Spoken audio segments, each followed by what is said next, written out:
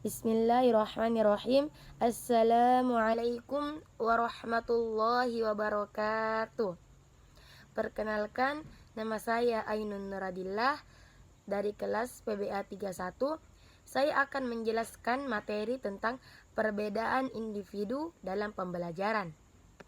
Baiklah, langsung saja saya akan menjelaskan tentang perbedaan individu dalam pembelajaran. Yang pertama, perbedaan individu. Perbedaan individual di antara anak didik merupakan hal yang tidak mungkin dihindari, karena hampir tidak ada kesamaan yang dimiliki oleh manusia kecuali perbedaan itu sendiri. Sifat individual adalah sifat yang berkaitan dengan orang perseorangan, berkaitan dengan perbedaan individual perseorangan. Ciri dan sifat orang yang satu berbeda dengan yang lain.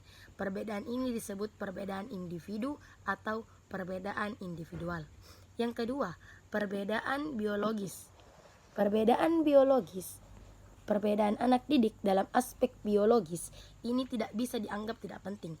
Kesehatan anak didik adalah aspek lain yang patut mendapat perhatian dalam hal ini.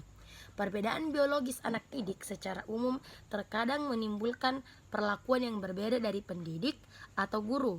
Sebagian guru memasukkan unsur biologis dalam penilaiannya terhadap siswa. Freud kemudian membedakan kepribadian menjadi 3 unit atau mental struktur psikis, yaitu id, ego, superego. Id merupakan aspek biologis kepribadian karena berisikan unsur-unsur biologis. Ego merupakan aspek psikologis kepribadian karena timbul dari kebutuhan organisme untuk berhubungan secara baik dengan dunia nyata dan menjadi perantara antara kebutuhan instiktif organisme dengan keadaan lingkungan. Superego adalah aspek sosiologis kepribadian karena merupakan wakil nilai-nilai tradisional dan cita-cita masyarakat. Adapun selanjutnya, yang ketiga, yaitu perbedaan psikologis. Perbedaan psikologis pada siswa mencakup perbedaan dalam minat, motivasi, dan kepribadian. Ketiga psikologis ini berkorelasi positif dengan hasil belajar yang dicapai. Perbedaan psikologis ini dapat dimanfaatkan guru dalam pengelolaan kelas, terutama dalam penempatan tempat duduk dan pengelompokan. Yang memiliki minat dan motivasi rendah sebaiknya dimasukkan ke kelompok anak yang memiliki minat dan motivasi yang tinggi, agar anak yang kurang termotivasi itu menjadi lebih termotivasi. Selanjutnya, yang keempat, perbedaan intelijensi. Penelitian tentang konsepsi perbedaan individual yang banyak dilakukan diantaranya adalah perbedaan intelijensi. Perbedaan intelijensi dan bagaimana perbedaan dalam intelijensi tersebut berpengaruh terhadap perbedaan prestasi. Perbedaan intelijensi ini terutama berkaitan dengan perolehan belajar. Menurut Ackerman dalam Berliner dan Calve, proses perolehan belajar ini tersusun dari 3 fase yang masing-masing membutuhkan kemampuan intelektual yang berbeda-beda, yaitu fase kognitif, asosiatif, dan otonomi. Selanjutnya, perbedaan bakat. Meski istilah bakat dan intelijensi sering digunakan dengan maksud yang sama, namun bakat hanyalah salah satu karakteristik intelijensi. Menurut Bingham mendefinisikan bakat sebagai sebuah kondisi atau rangkaian karakteristik yang dianggap sebagai gejala kemampuan seorang individu untuk memperoleh melalui latihan sebagian pengetahuan, keterampilan, atau serangkaian respons seperti kemampuan berbahasa, kemampuan musik, dan sebagainya. Ya, selanjutnya pertumbuhan dan perkembangan manusia. Ada pula hukum-hukum yang mengatur pertumbuhan dan perkembangan, yaitu yang pertama, tempo pertumbuhan adalah tidak sama. Urutan atau sequence pertumbuhan tidak bergerak dalam waktu yang konstan. Di samping itu, indikator-indikator tidak muncul dalam saat-saat yang teratur. Ada saat di mana pertumbuhan berlangsung dengan cepat dan ada saat juga pertumbuhan berlangsung dengan lambat. Contohnya, selama masa bayi dan prasekolah, anak mengalami pertumbuhan pesat dan indikator-indikator kematangan muncul silih berganti secara cepat. Pada masa sesudah prasekolah, pertumbuhan anak menjadi lambat.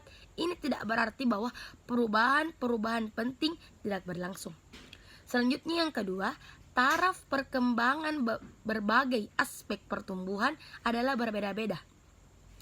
Tidak semua aspek pertumbuhan seperti fungsi jasmani, bahasa, dan kapasitas intelektual berkembang dengan taraf yang sama dengan waktu yang sama.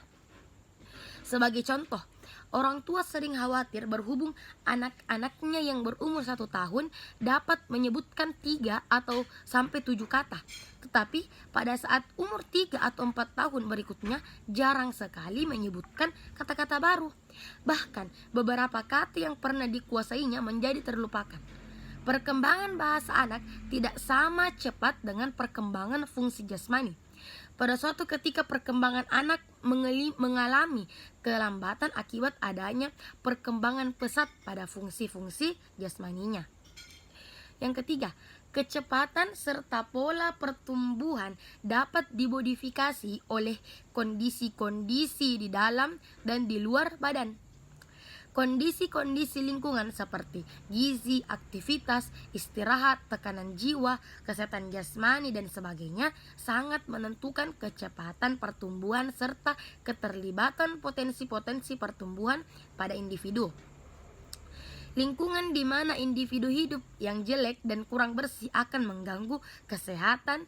Lingkungan sosial yang kacau dan kurang toleran akan mengganggu ketenangan jiwa. Lingkungan yang sibuk dan menentang aktivitas akan mengurangi istirahat. Yang keempat, masing-masing individu tumbuh menurut caranya sendiri yang unik. Tidak semua individu mengalami pertumbuhan dengan cara yang sama. Ini terbukti bahwa ada beberapa orang yang tinggi dan yang lain ada juga yang pendek. Ada yang gemuk dan ada juga yang kurus. Ada yang hitam dan ada juga yang putih. Ada yang tampan dan ada pula yang kurang tampan dan sebagainya.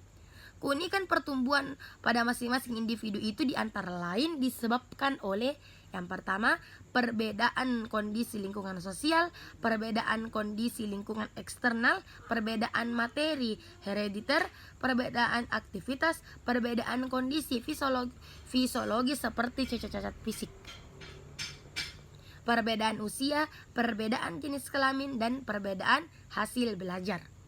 Selanjutnya, teori pembelajaran dan perbedaan gaya belajar. Yang pertama ada perspektif dan teori pembelajaran. Mengkaji tentang teori-teori pembelajaran sangat bermanfaat bagi guru untuk mempertimbangkan berbagai teori belajar untuk keperluan mengajar, mengidentifikasi prinsip-prinsip pembelajaran, dan memahami bagaimana perbedaan individu mempengaruhi proses belajar. Ada beberapa teori tentang bagaimana siswa belajar. Berikut ini adalah beberapa teori pembelajaran. Yang pertama itu teori simulasi sensorik. Secara tradisional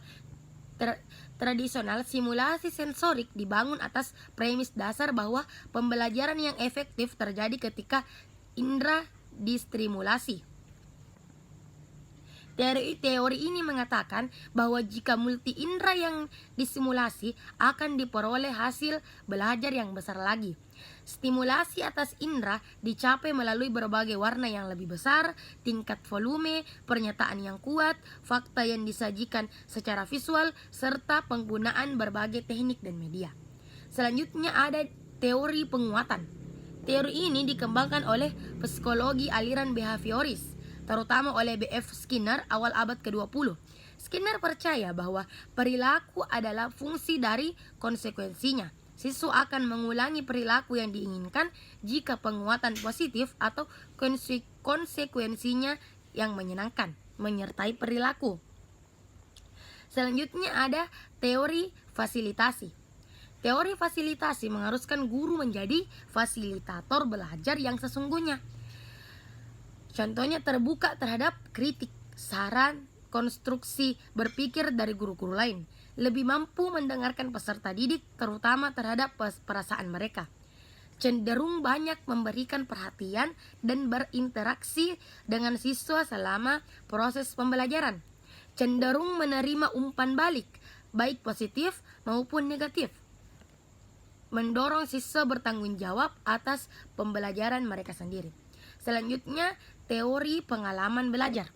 Hasil penelitian Kolb membuktikan siswa belajar dalam 4 cara dengan kemungkinan mengembangkan satu cara belajar lebih intensif dibandingkan dengan cara lain.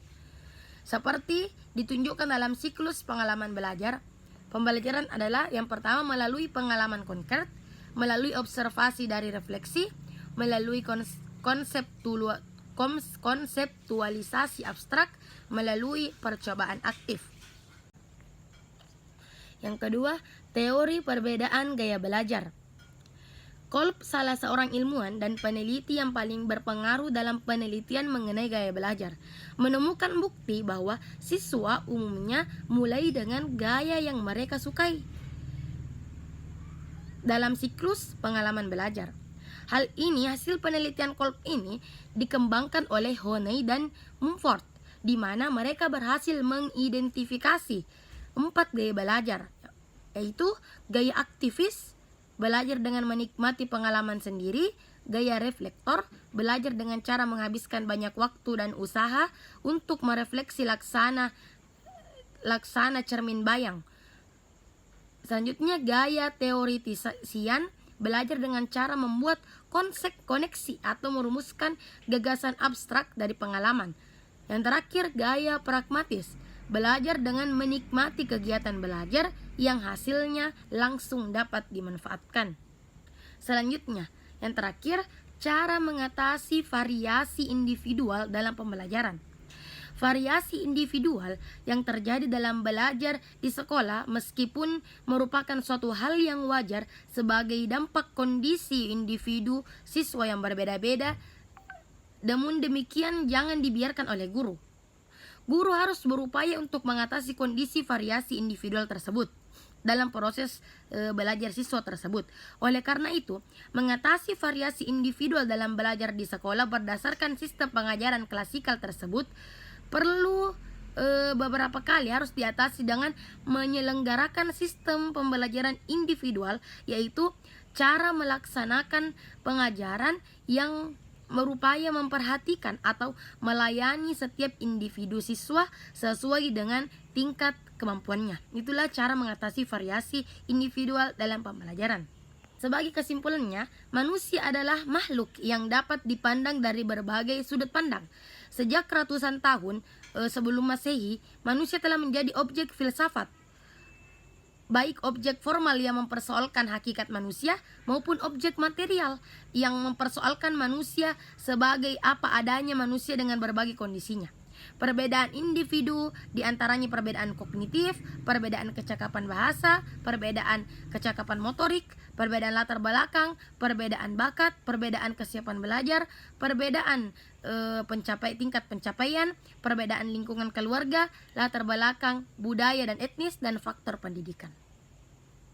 Baiklah, itulah presentasi dari saya sendiri. Kurang dan lebihnya mohon dimaafkan. Akhirul kalam.